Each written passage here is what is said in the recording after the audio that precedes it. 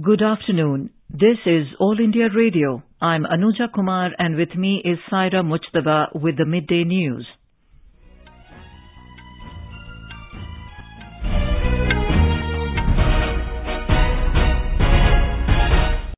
The headlines.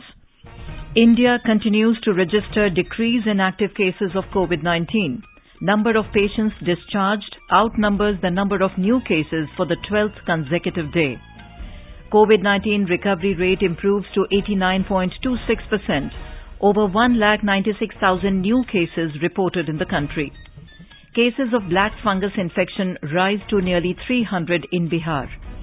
Government says supply of antifungal drug amphotericin B ramped up. Additional 19,420 vials allocated to states, union territories and central institutions. Chhattisgarh government allows partial opening of markets, malls and showrooms from today in districts where COVID-19 positivity rate is less than 8%. India and New Zealand call for rules-based international order and a free, open and inclusive Indo-Pacific region. Cyclonic storm Yas likely to intensify into a very severe cyclonic storm in the next 12 hours. Rescue and relief teams deployed at places most likely to suffer the impact.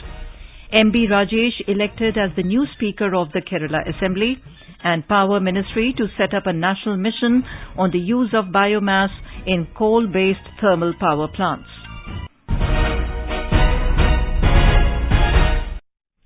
As the number of COVID cases is on the rise, we appeal to our listeners not to lower their guard, take all precautions, and all those above 45 years who have taken the first dose of COVID-19 vaccine to get vaccinated with the second dose at the scheduled time. Stay safe and protected by following these 3 simple steps. Wear a face mask, maintain 2 gaz ki duri for social distancing, focus on hand and face hygiene. And now the news in detail. The nation continues to march strongly on its path of COVID recovery with a gradual decrease in the total number of active cases. For the 12th consecutive day today, the number of patients discharged has outnumbered the number of new cases. In the past 24 hours, over 3,26,000 COVID patients recovered from the disease. In the same time span, 1,96,427 fresh cases were recorded nationwide. The recovery rate in the country has further improved to stand at 89.26%. The number of daily cases have slipped below the 2 lakh mark after nearly 40 days. The cumulative share of active COVID cases now comprises nearly 9.60% of the total reported cases. The Health Ministry has informed that currently over 25 lakh people are reported to be suffering from the viral pandemic and are either hospitalized or under home isolation. The ministry added that so far, over 2 crore 40 lakh people have recovered from the COVID-19 infection in the country. The Health Ministry has informed that 3,511 COVID-related deaths were reported in the last 24 hours, taking the cumulative toll to 3,07,231. India has inched closer to the milestone of administering nearly 20 crore COVID-19 vaccine doses, as nearly 24,30,000 doses were given in the last 24 hours. Due to the emphasis on vaccination of people in the age group of 18 to 44 years, more than 19 crore 85 lakh doses have been administered in the country so far. In the last 24 hours, around 12,55,000 people in the age group of 18 to 44 years were given their first shot of the COVID-19 vaccine, taking the cumulative number of vaccinated people of this age group to over 1 crore 18 lakh. The liberalized and accelerated Phase 3 strategy of COVID-19 vaccination came into force from the 1st of this month. In Bihar, the number of black fungus patients has risen to 297. 7 people have lost their lives to this disease in the state. The centre has provided 120 vials of amphotericin injection to the state. State Health Minister Mangal Pandey said special arrangements have been made in various hospitals of the state. Meanwhile, the number of fresh COVID-19 cases is sharply declining. The state's recovery rate has risen to about 94%, while the test positivity rate has declined to 2.22%. Over 6,49,000 people have recovered from the infection so far. 2,844 fresh COVID-19 cases were reported in the state during the last 24 hours and 5,500 people recovered yesterday. The number of active cases in the state is declining and it is 37,943. Over 99,85,000 people have been vaccinated in the state so far. In Punjab, 111 cases of mucormycosis have been reported from various parts of the state till yesterday. Punjab Health and Family Welfare Minister Mr. Balbir Singh Sidhu said that 25 of these cases have been reported in the government health facilities, while the remaining 86 have been reported from various private hospitals. The health minister further informed that these cases are mainly found in patients who have recently recovered from COVID-19 or are immunocompromised, like suffering from HIV or cancer, etc., or the patients who have recovered from COVID with the help of steroids, immunomodulators, patients who were on oxygen support for a long time, or people having uncontrolled diabetes. The health minister informed that the expert group of Punjab government has finalized the treatment protocols and an expert committee has been formed to advise the treating hospitals and physicians. Mr. Sidhu further said that any treating hospital requiring advice on the treatment of this disease can approach this committee on email address mucorpunjab@gmail.com or call 8872 090028. The centre has allocated over 43,000 vials of antifungal drug amphotericin B to all the states and union territories in a span of just 4 days. Union Chemicals and Fertilizers Minister Sadanand Gowda has informed that the government is committed towards ramping up the production of antifungal drug to meet all requirements. He said 19,420 vials of amphotericin B were supplied to the states and the UTs, looking at the increased demand. Earlier, the Central Chemicals Ministry had ensured quick and timely allocation of nearly 1 crore vials of remdesivir in the country to tackle the COVID surge in last 1 month. The nation has recently witnessed surge in number of mucormycosis cases, and therefore the demand of antifungal drug amphotericin has increased considerably. Our correspondent Anand Chaturvedi takes a detailed look at the causes, symptoms and cure of the fungal disease. Mucormycosis, or as the people are naming it by its misnomer, the black fungus, is actually a disease caused by a very common group of fungi called Mucormycetes. This is a very common fungus readily found in soil and our environment. Here's what Director of All India Institute of Medical Sciences, Dr. Randeep Guleria, has to say about it. कई terms जो हैं वो misleading है और जिससे confusion ज्यादा हो जाता है. फंगल इन्फेक्शन अगर हम देखें तो इवन जो हम ब्लैक फंगस की बात करते हैं म्यूकोरमाइकोसिस की, एक्चुअली वो ब्लैक फंगस एक अलग फैमिली है. ब्लैक फंगस का नाम इस म्यूकोर के साथ इसलिए जुड़ गया क्योंकि जो इसका कल्चर होता है वो व्हाइट कलर का फंगल कॉलोनीज आती हैं. व्हाइट कलर की फंगल कॉलोनीज के साथ ऊपर ब्लैक डॉट्स आ जाती हैं और वो कल्चर में अगर वो छोटे छोटे ब्लैक डॉट्स दिखते हैं, इसलिए एक जनरल टर्म में ये ब्लैक फंगस का नाम इसको दे दिया गया. लेकिन अगर हम फंगल इन्फेक्शन की बात करें तो इन जनरल जो हम फंगल इन्फेक्शन देखते हैं वो या तो म्यूकोरमाइकोसिस होते हैं जो हम आजकल कह सकते हैं कि बहुत ज्यादा देखा जा रहा है, और फंगल इन्फेक्शन है जैसे कैंडिडा है, एक और fungus infection aspergillosis, Cryptococcus, histoplasma, और एक और होता है कॉक्सिडोमाइकोसिस. इस टाइप के फंगल इन्फेक्शंस हैं. Now, everyone among us need not fear infection from it, as this fungus can be easily overpowered by a person with strong to even average immunity. And above that, unlike virus, this does not spread through air and is not contagious. Mucor जो है एक fungus infection है जो mainly soil में देखा जाता है, environment में है, और एक व्यक्ति से दूसरे व्यक्ति को वैसे नहीं फैलता है जैसे कोविड फैलता है. तो अगर एक व्यक्ति को म्यूकोरमाइकोसिस है वो और किसी व्यक्ति के साथ बैठा है तो ऐसा नहीं है कि उसको फंगल इन्फेक्शन उससे फैल जाएगा. दूसरा कि ये जो फंगल इन्फेक्शन है 90 to 95% जो पेशेंट्स हैं जिनमें पाया गया है उनमें या तो डायबिटीज है या साथ में स्टीरॉयड यूज किया गया है. जिन लोगों को डायबिटीज नहीं थी या जिन लोगों को स्टीरॉयड नहीं दिया गया उसमें ये बहुत रेयरली देखा गया है. Experts have said that cases of mucormycosis is high in those COVID patients who were already suffering from diabetes. This has also been reported from patients who took or were administered steroids beyond their actual requirement.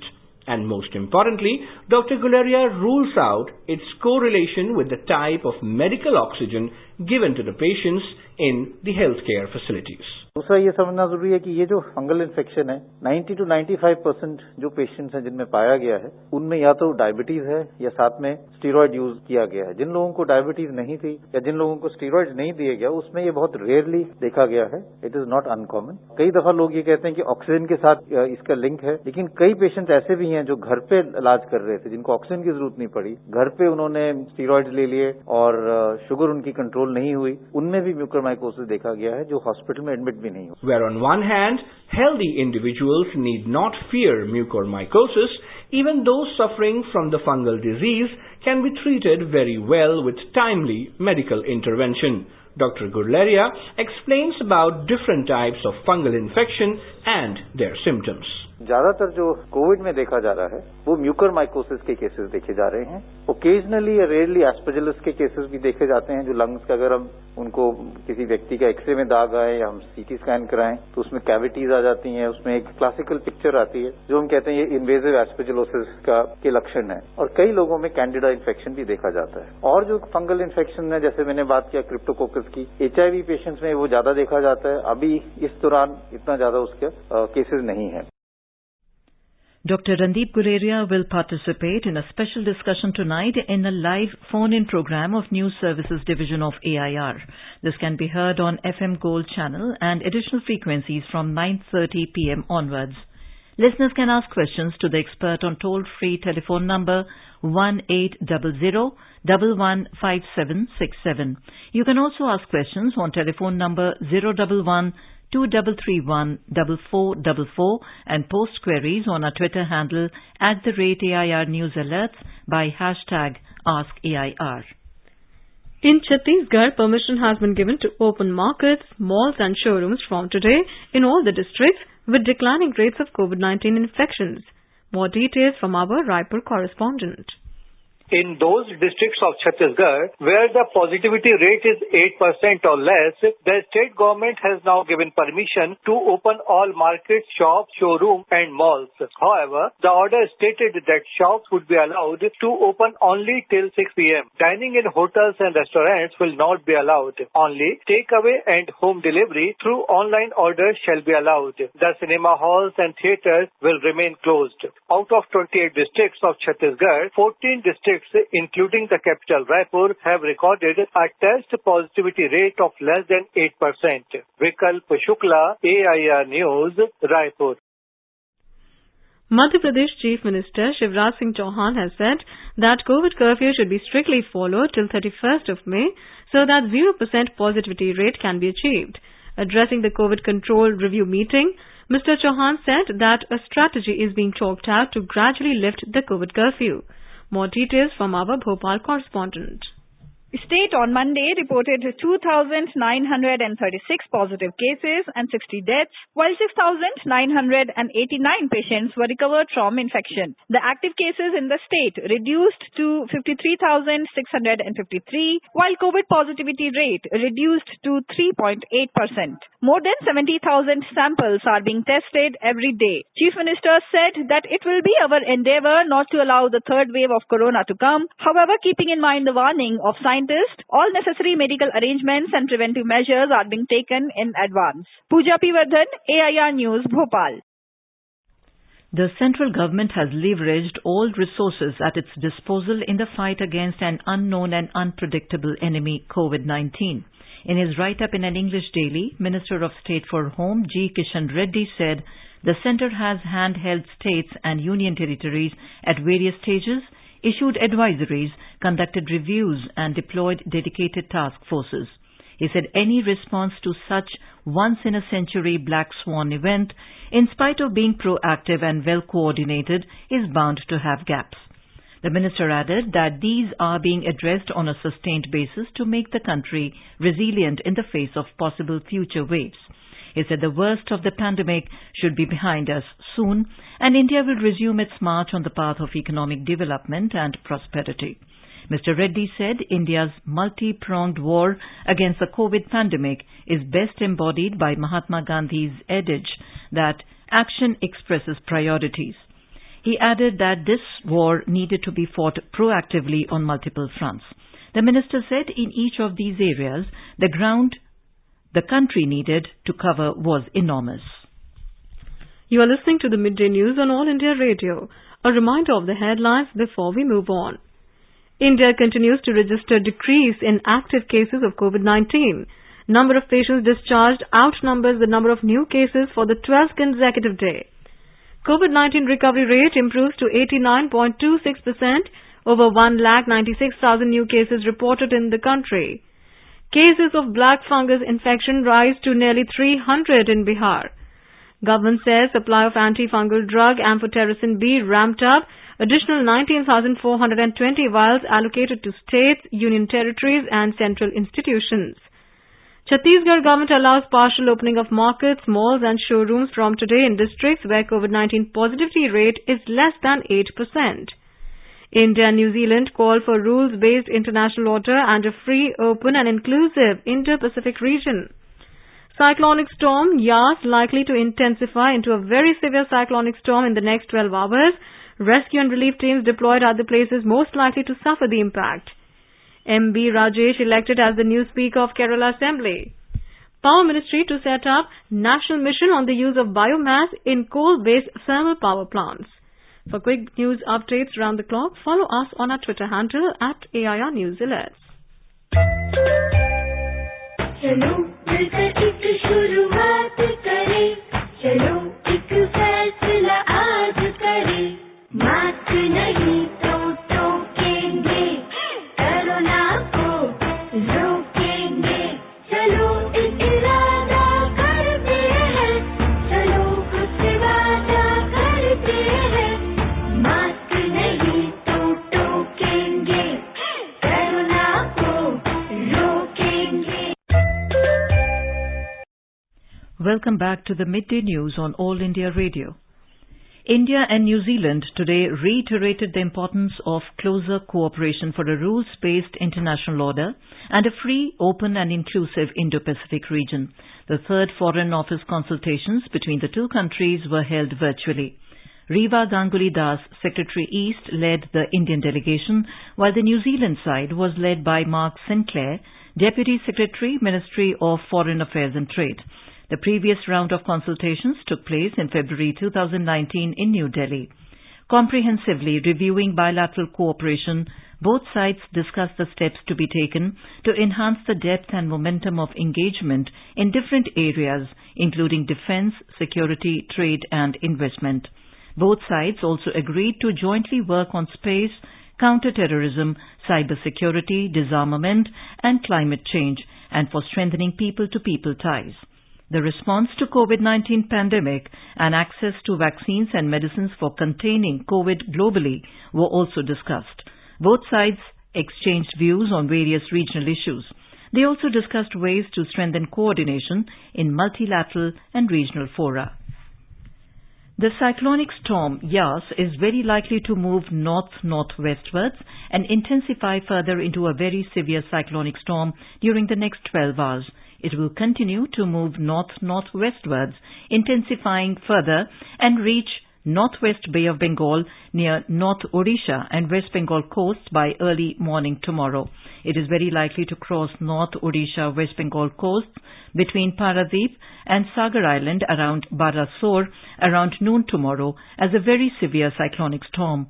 The India Meteorological Department today said that the severe cyclonic storm Yas over East Central Bay of Bengal moved northwestwards with a speed of about 10 km per hour during past 6 hours and lay centered this morning over East Central and adjoining West Central Bay of Bengal.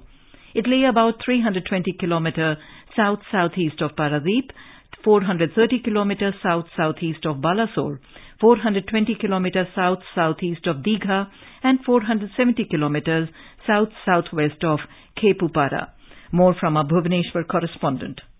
Informing the media today in Bhubaneswar, Pradeep Kumar Jena, Special Relief Commissioner of the state, said that all the concerned district administration have been asked to complete the evacuation process by today evening. He said a total of about 6,900 cyclone and alternative shelters have been readied in the cyclone-prone areas that can accommodate up to 7.5 lakh people. He said, besides the 4 high-impact districts, local administration and many other districts have also been alerted to make arrangements for people for safe shelters in view of the high-velocity wind wind that may blow across in their respective areas as well. Basing on the meteorological inputs, he said that both wind and rainfall, especially in and around the areas likely to take the cyclonic blow, may start gaining in speed and intensity from afternoon today. Mr. Jena said that the government has kept a large number of teams ready to help restore essential services like drinking water, electricity, telecommunication and road connectivity in the cyclonic aftermath. Girish Chandradas, AIR News, Bhubaneswar.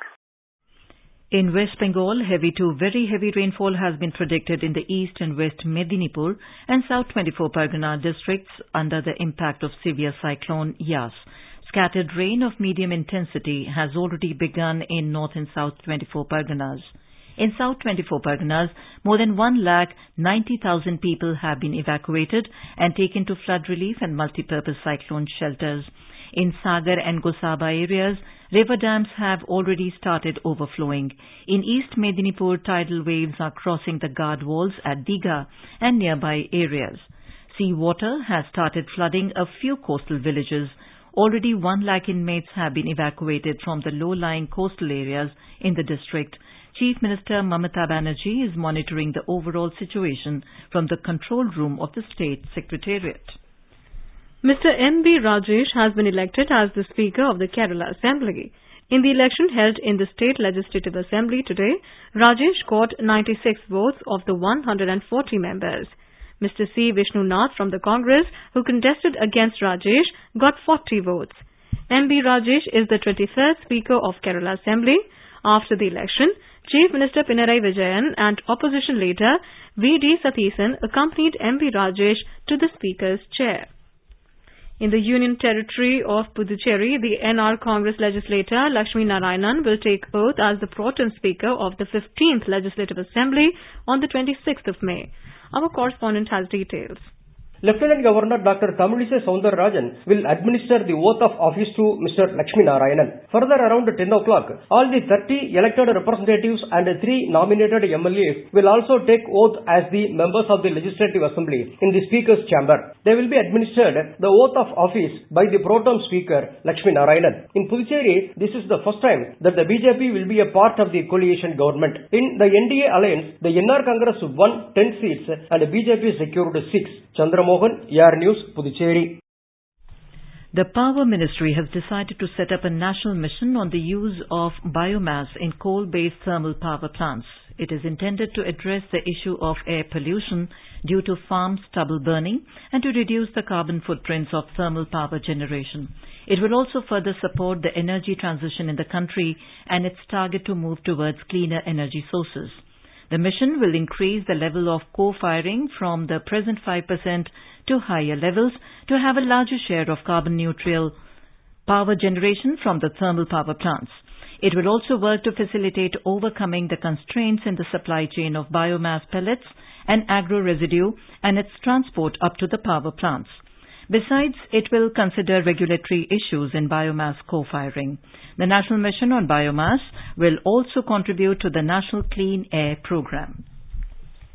The Union Cabinet has granted ex post facto approval to the Memorandum of Understandings MOUs entered into by the Institute of Cost Accountants of India and the Institute of Company Secretaries of India with various foreign countries and organizations. The two institutes have signed MOUs with the Institute of Public Accountants, Australia, Chartered Institute for Securities Investment UK, Institute of Certified Management Accountants, Sri Lanka, and Institute of Chartered Secretaries and Administrators, UK. The Union Cabinet also cleared the proposal of Home Ministry for the creation of one post of Director in Senior Administrative Grade at National Disaster Response Force Academy, Nagpur. With the creation of the post of Director, NDRF Academy, the command and control of the organization will be entrusted to a senior and experienced officer who can steer the institution as per the intended objectives. The Academy will impart skill-based practical training to over 5,000 personnel annually. The Union Cabinet has approved the opening of a new Consulate General of India in Ardu city in Maldives in 2021. India and Maldives share ethnic, linguistic, cultural, religious and commercial links steeped in antiquity. Maldives occupies an important place in the vision for Sagar, security and growth for all in the region, and in the neighbourhood first policy of the Government of India. The opening of a consulate general in Nadu city will help augment India's diplomatic presence in Maldives and make it commensurate with the existing and aspired level of engagement. The National Commission for Women has sent a notice to DGP West Bengal to appear before it in person on the 31st of this month in matters related to atrocities against women in the state. It has asked the DGP to come up with complete action taken reports on matters sent by the Commission.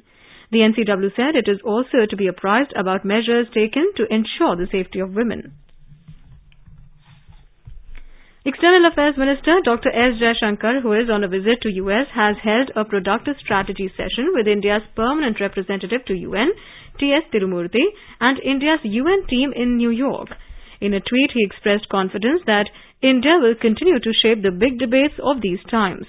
Dr. Jaishankar reached New York on Sunday on a 5-day visit to the US.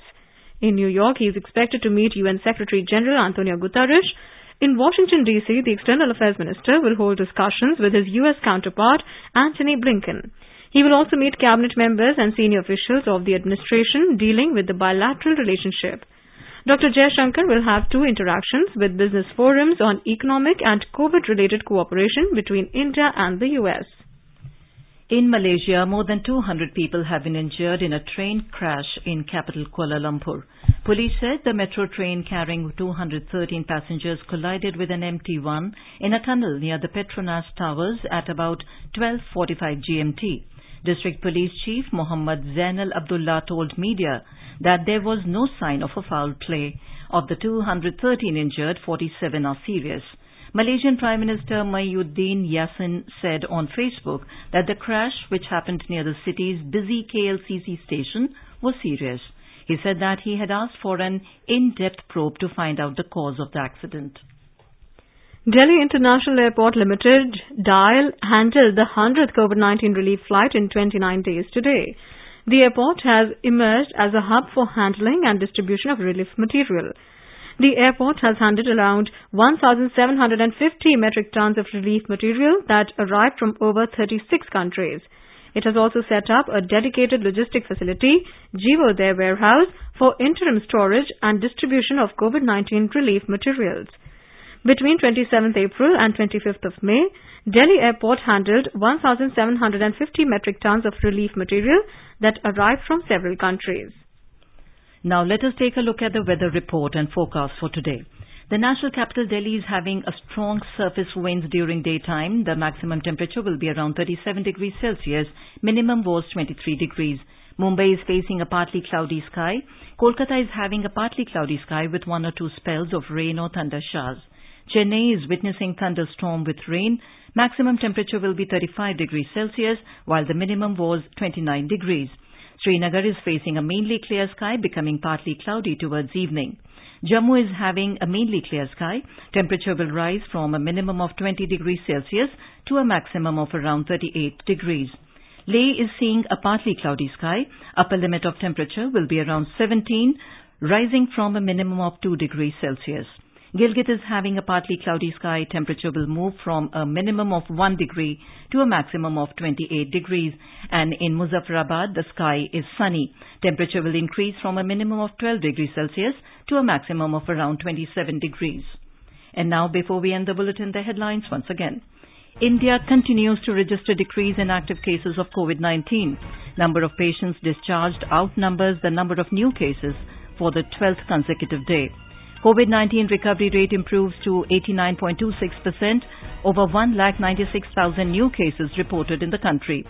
Cases of black fungus infection rise to nearly 300 in Bihar. Government says supply of antifungal drug amphotericin B ramped up.